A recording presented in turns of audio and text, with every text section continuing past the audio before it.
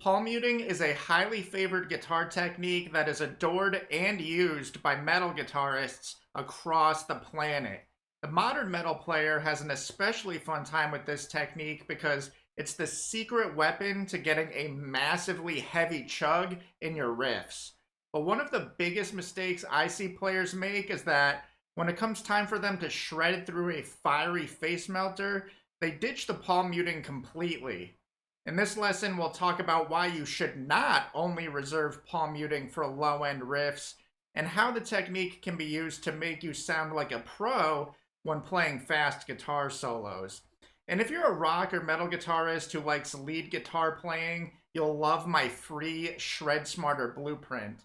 It breaks down the 3 biggest mistakes that are secretly killing your speed, and it shows you exactly what to do instead if you want to play faster, tighter, and cleaner. This is a must-have for any serious rock or metal guitarist, so check it out by hitting the link in the description or by going to ZachSharGuitar.com. So now, grab your axe, take a seat, and let's get ready to shred.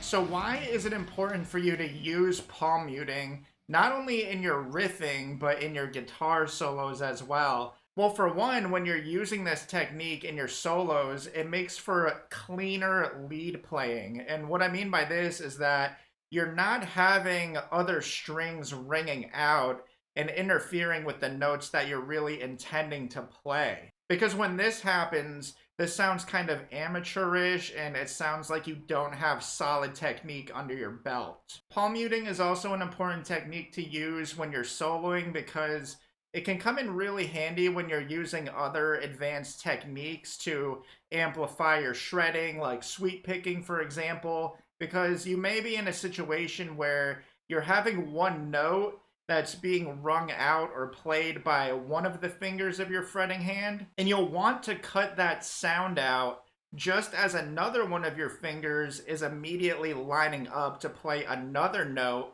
on a different string. So when you're using a technique like this, again, it just makes you sound more professional and it makes your playing sound a lot cleaner and tighter. And when it comes to your lead playing, using palm muting isn't just helpful for cleaner and tighter, more professional playing, but it also is a nice way to add some dynamics to your solos. In a way, when you're using this technique appropriately, it almost acts like a volume knob or a volume pedal. You can swell the volume up or down depending on what notes you want to emphasize over others in a shred sequence. So to pull this technique off appropriately in a soloing situation, you want to take the heel of the palm of your picking hand and you want to gently graze that spot across the strings by the bridge of your guitar. And so when you're in a situation where you're moving from one string to another,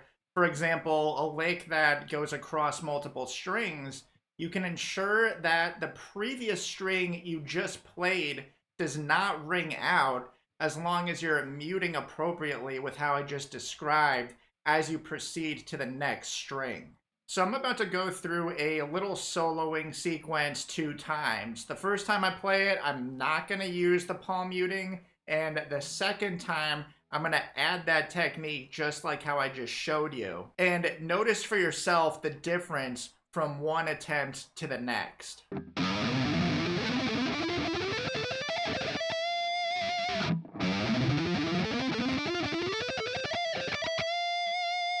You can also use this palm muting technique to produce a fading effect, which is pretty fun. So whenever I'm ascending or descending through a run across multiple strings, I generally like to maintain more pressure when muting on the lower range strings and using little to no pressure for the higher range strings. And I think this hits just right because it uses dynamics really nicely.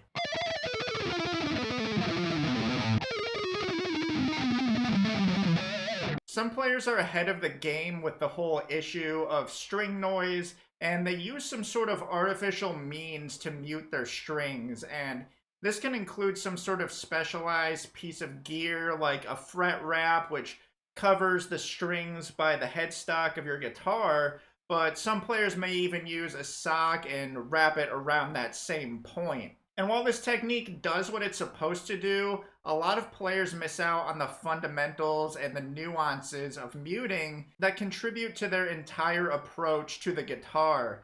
And unfortunately, players in this camp are putting the cart before the horse by neglecting a technique that they could use to remedy the problem before the need to bring in an external solution like an accessory. And even though it solves the problem, I would not recommend bringing in an accessory like that until you've got muting under your belt first. And even then, I really only would consider busting out my sock if I'm recording something where I use a weird technique, like if I'm tapping across multiple strings, and when muting with my picking hand is not feasible for that purpose. As you can see, palm muting is not just something that brings out the heavy low-end chug to your riffs, it's also something that can enhance your guitar solos and bring them to new levels. You can even use this technique to add dynamics to your playing, almost like an entirely new effect in its own right. And before you consider introducing an accessory like a fret wrap or even a sock,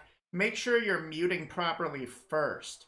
You may come to find that you won't even need an accessory after all. Plus, I think you'll look and sound more professional without it.